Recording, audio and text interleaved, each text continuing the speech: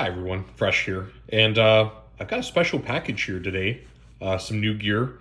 I know I've been absent for I would say it's been almost a year since I last uploaded anything. Let's just say life got a little bit busy, and I sort of had to make a judgment call every day as to whether or not I wanted to film content for the channel.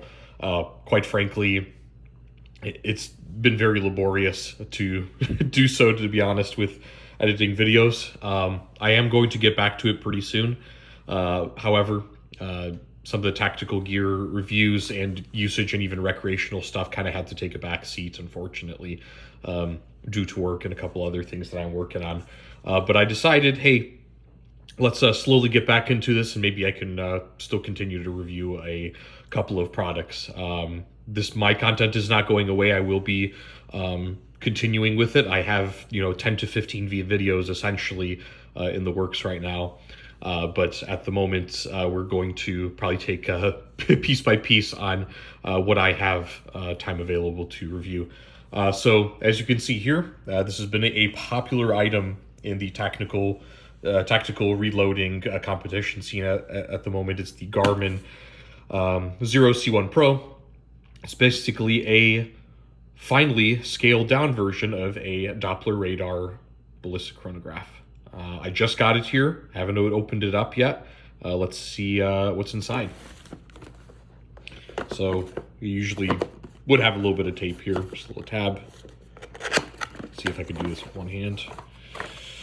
Okay, you've got a cable USB-C, which implies potentially either a rechargeable battery of some sort. This is without looking too much into it. I kind of bought this on a whim. I already have chronographs, so this is not like hugely risky or detrimental if this doesn't work for me. But I was like, hey, this seems to be all the rage. The lab radar chronograph was popular for a little bit, and I just figured, hey, a scaled down version that apparently works a lot better and is a little bit more outdoor tested. Why not? It's worth a shot just to kind of impulse buy it. USB-C cable. You have a little stand. Fairly positive detents. Not too hard to use. Operate with one hand. Yeah, you can pretty much close and open this nearly with one hand. That's kind of nice. Threads seem pretty standard. Hey, got a new GoPro stand. There's the chronograph itself. Some warnings, warranty information, not too much else. All right, let's take a look at this. A little bit of packaging. One thing that will be interesting for me without looking too far into this is, do you need an app to operate this? I'm going to take this translucent matte packaging off. Try with one hand. Rip. That's all right. Shot view. All right. Obviously quite light. Size of a palm, roughly. Probably smaller than some people's palms.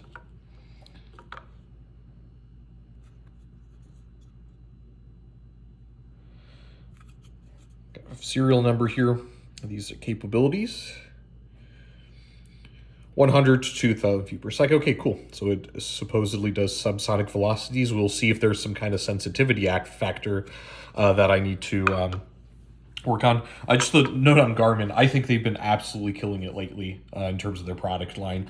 I've been quite into boats lately as another hobby. Maybe some of that content will end up on this channel.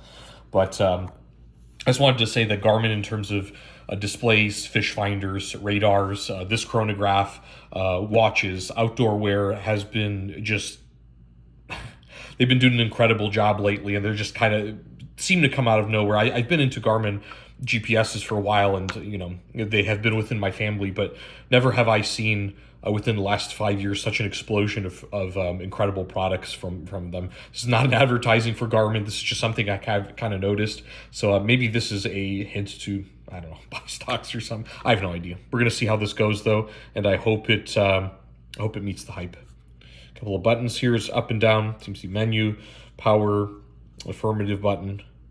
Let's see how it goes. Is this already charged?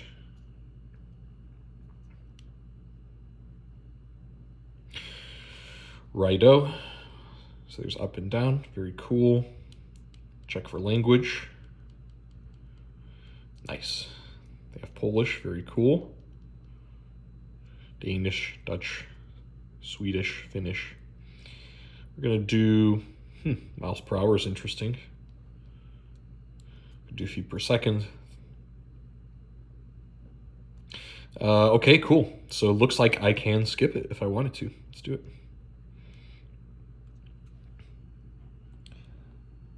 Setup complete, huh? Interesting. Really simple screen. I already like this. What kind of settings do you have potentially here? Again, this is me just fumbling around to see how this works. This is my first time seeing it. Not looking at any other reviews. I kind of try to keep this particular part natural, at least. Something different. Can change, okay. Backlight settings. Okay, so nothing too crazy here. You can fiddle, but not too much, which is nice. Let's take a little back. Okay, the power button is back, very good. A new session, so how would that work? Rifle, pistol, bow. Okay, so I would suppose, okay, so there's probably different calibration settings of or sensitivity settings for the Doppler radar, depending on the range that you're shooting at. Curious if this will detect arrows shot from a bow, because I think 330 feet per second seems to be typical for some medium draw weight compound bows from what I know. I could see a pellet rifle to most pistols, and then here it'd be, yeah, most rifles. That's kind of interesting. Okay, there already shows their rifle. Bow, okay, so it does do bow. Pistol, okay, yeah, I guess, yeah. I suppose my questions have been answered there. So how does that look?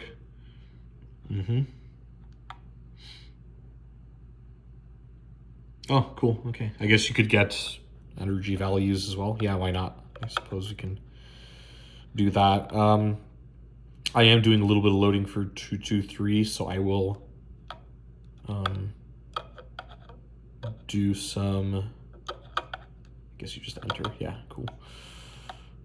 Yeah, let's say I'm doing a 75 grain Hornady bowtail hollow point.